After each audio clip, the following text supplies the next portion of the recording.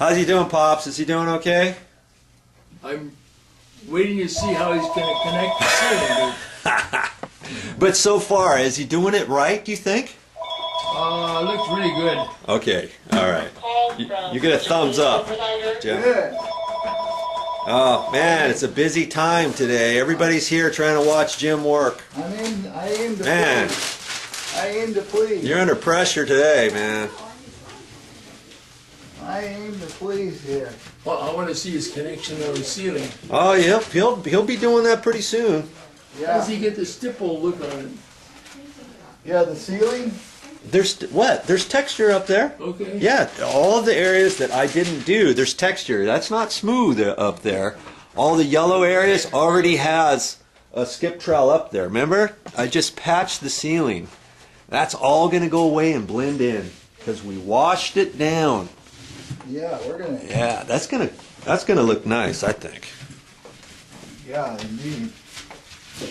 Yeah, indeed. So we're coming along here. Okay. We're coming along with the rolling here. Yeah. Action. Yep. I can see how if everything's all prepped and everything, you're ready to go. Goes pretty smooth. It goes way quicker than trying to mess with, oh, I'll cut around this and cut around that. You know, and I see too that you use regular masking tape this time and not the blue tape. Yeah, I'm taking off the same day, so it's gonna be all right. So you can use that because if you were to have this on for 3 or 4 days, you'd be using the blue, right? Yeah, I'll be using the blue quick release. But because it's a 1-day deal, you can take it off. Even if you had it up here overnight, that would be okay, wouldn't it? Yeah, overnight. For 1 day or so? Yeah, 1 day I had it on the exterior for a couple of days and it came off that night. And you're using, you ended up using 1.5 inches. 1.5 inches. Is that what you generally use? Yeah, yeah. Okay.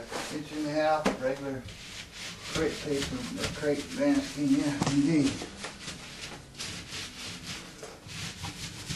Yeah, so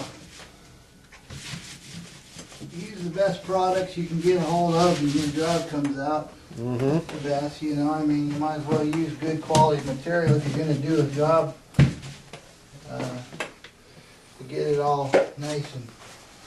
Yeah. It doesn't really cost that much more at this point, No. right?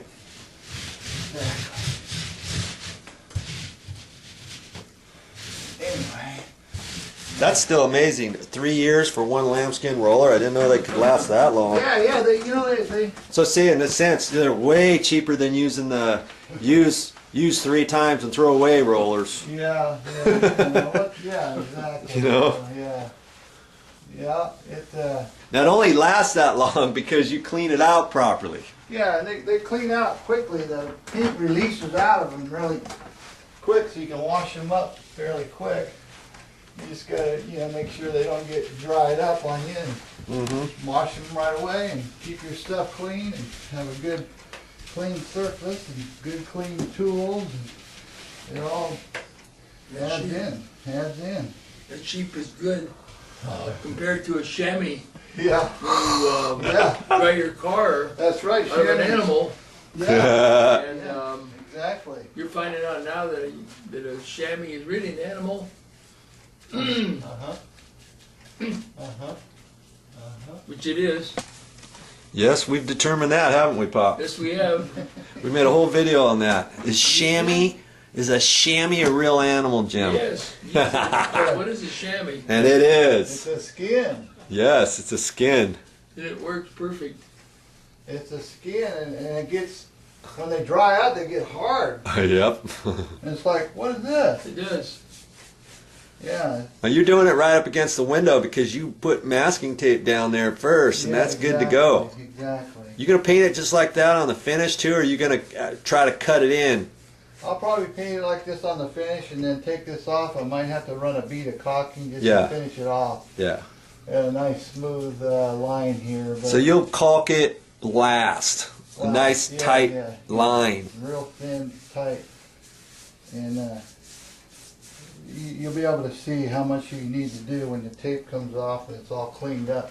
Yeah. And you just strip the tape off once, boom, and then you caulk it. And after the finished paint goes on, and then you're ready to go for the just to have a finished bead. Yeah, of and that's the key, having a nice tight finished edge. You get it too big, you just messed up your paint job, didn't you? Yeah, so just got to be aware of how much needs to go on and how clean of a line. Make sure that all the old drywall mud is off the window casings before you even start the tape and everything. Wipe them all down. Right. And make sure you have a clean surface to start with. Right. You like this one, didn't you? I got this nicely Yeah, clean yeah, for you. We have a nice finished, clean prep work. Is all. Because if you came in here and that wasn't done yet, you'd almost feel like, hey, I got to do that first before I even can paint. And you're here to paint today, not start cleaning Exactly. stuff off around the windows that somebody else could have done. Exactly. Yeah. So we're looking good here. Yeah, we're the Think next it might- step.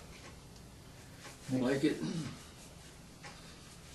How we doing over here? How we doing? Good. Okay.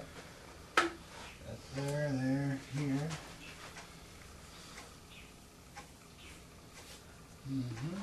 Now you're moving right along. Yeah, we.